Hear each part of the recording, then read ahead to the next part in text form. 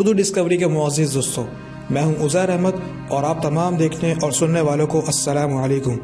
ناظرین اکرامی، کہا جاتا ہے کہ ضرورت ایجاد کی ماں ہے۔ ہر انسان اپنی ضرورت اور آسانی کے لیے کچھ اصول و ضوابط اپناتا ہے، تاہم علم کی روشنی اور تجربات کرنے کے بعد کسی شے کو تخلیق کرنا ایک سائنسدان کا کام ہے۔ دنیا عالم میں کئی سائنسدان، مفکر اور اہل علم گزرے ہیں جن کی بنائی ہوئی اشیاء کے بدولت آج ہم عیش کی زندگی بسر کر رہے ہیں۔ ان عظیم سائنسدانوں میں ایک نام ارشمیدس کا بھی ہے، جسے تاریخ کا عظیم ترین ریاضی دان اور فلاسفر سمجھا جاتا ہے۔ اس انسان نے ہر شعبہ زندگی میں وہ نمایاں کارنامے سر انجام دیے کہ آج کے ترقی یافتہ اور ٹیکنالوجی سے بھرپور دور میں بھی ارشمیدس کے قوانین اپلائی کیے جاتے ہیں۔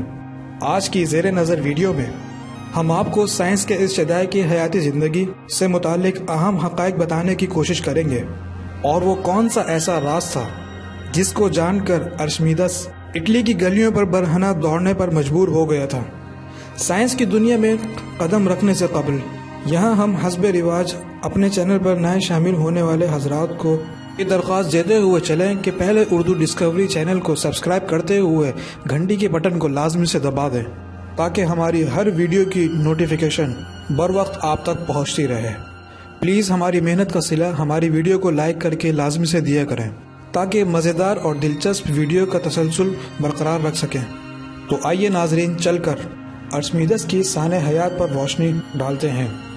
ناظرین اکرامی، ارشمیدس کا شمار دنیا کے پہلے انجینئر میں کیا جاتا ہے۔ ریاضی اور فزکس کے میدان میں اس شخص نے کمال ذہانت کا مظاہرہ کیا۔ ارشمیدس 287 سے قبل مسیح میں اٹلی کے جنوب میں واقع بحیرہ روم کے سب سے بڑے جزیرے سسلی میں پیدا ہوا۔ جس بندرگاہ پر ارشمیدس نے آنکھ کھولی اسے دنیا ساراکوس کے نام سے جانتی ہے۔ بچپن سے ہی ارشمیدس بلا کا ذہین تھا۔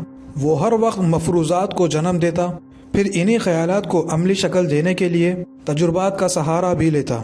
ارشمیدس کا باپ ایک امیر آدمی تھا جس نے اپنے بیٹے کو تعلیم دلانے کے لیے مصر کے شہر سکندریہ بھیجا، جو ان دنوں اعلیٰ تعلیم کا مرکز تھا۔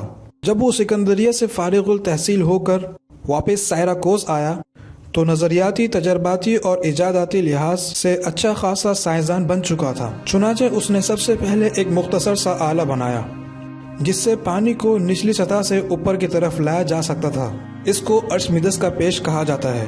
یہ کھوکھلی پیچدار نالی تھی جس کے نچلے سروں کو پانی میں ڈبو کر اگر زور سے گھمایا جائے تو دریا، تالاب وغیرہ کا پانی بالا سطح پر کھیتوں وغیرہ تک پہنچایا جا سکتا تھا۔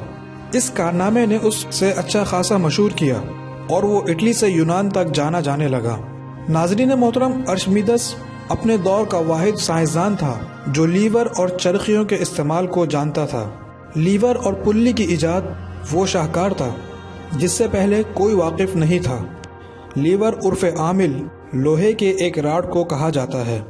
پلی کو لوہے کے راڈ پر فکس کر کے برگم اشیاء کو ایک کونے سے دوسرے کونے تک لے جانے کا طریقہ ارشمیدس نے دنیا کو سکھایا۔ ہیوی مشینری، تارے اور کرینز اسی اصول کے تحت کام کرتی ہیں۔ اسی اصول پر ارشمیدس کا ایک قول بہت مشہور ہے کہ مجھے مناسب لمبائی کا لیور اور اس کو ٹیکنے کا کوئی ٹھکانہ دو تو میں پوری زمین کو بھی اٹھا سکتا ہوں۔ سائنس کی تاریخ میں اس کا نام ہمیشہ چمکتا رہے گا کیونکہ اس نے اپنی محنت سے علم اور سائنس کی ایسی شمع روشن کی جس نے اس گئے گزرے دور میں بھی جہالت کے دھندلگوں کو بھی دور کیا۔ ریاضی اور سائنس کے ایسے ایسے اصول وضع کیے جن پر بعد کے سائنسدانوں نے علم و ہنر کے عظیم محل تعمیر کیے۔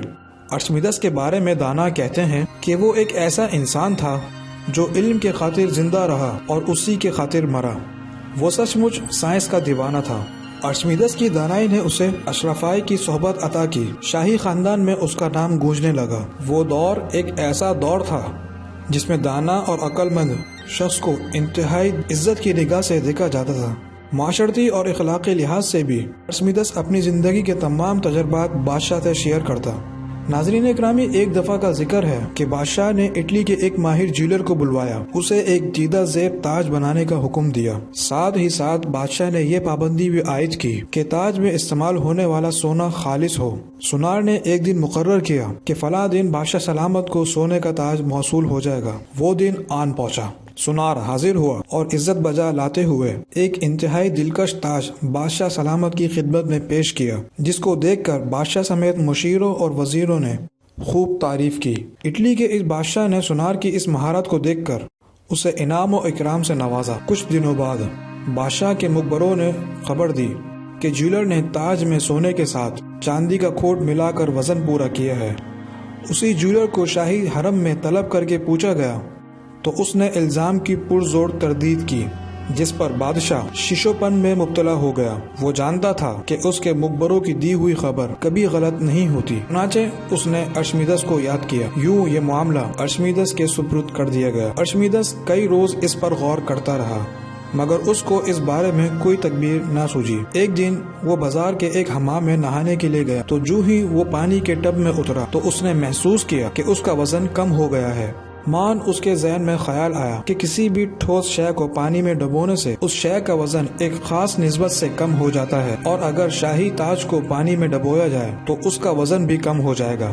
ناظرین اکرامی، اس بات کا ذہن میں آتے ہی ارشمیدس فوری ٹب سے باہر کود پڑا اور یوریکا یوریکا کہتا ہوا غسل خانے سے نکل گیا، جس کا مطلب ہوتا ہے کہ میں نے معلوم کر لیا یا مجھے معلوم ہو گیا۔ وہ خوشی میں ایسا دیوانہ ہوا کہ شہر کے ایک بارونق بازار میں عجیب و غریب حالت میں نکل آیا۔ گلیوں میں دوڑتے وقت اس کے جسم پر کپڑے تک موجود نہیں تھے۔ شاہی دربار میں اسے پہنچ کے اندازہ ہوا کہ وہ برہنہ جسم دوڑ رہا ہے۔ ایک ملازم سے کپڑے منگوا کر اس نے اپنا جسم ڈھانپا اور بادشاہ کے پاس پہنچ گیا۔ اس نے تمام کے ساتھ بازور بادشاہ سلامت کہہ سنایا۔ ارشمیدس نے اس طرح تاج کو پہلے ہوا میں اور پھر پانی میں ڈبو کر تولا تو جیولر کی چوری پکڑی گئی اور اس نے اپنی چوری کا اعتراف کر لیا۔ ارشمیدس نے اس اتفاقیہ واقعے پر مزید تجربات کر کے اپنا مشہور کھلیا اصول ارشمیدس واقع کیا، جو کہ کچھ اس طرح ہے: جب کسی ٹھوس شے کو کسی مائع شے کے اندر پوری طرح ڈبو دیا جائے تو اس ٹھوس شے کے اندر کمی واقع ہو جائے گی۔ ہم سب کا مشاہدہ ہے کہ جب پانی سے بھرا ڈول پانی کے اندر ہوتا ہے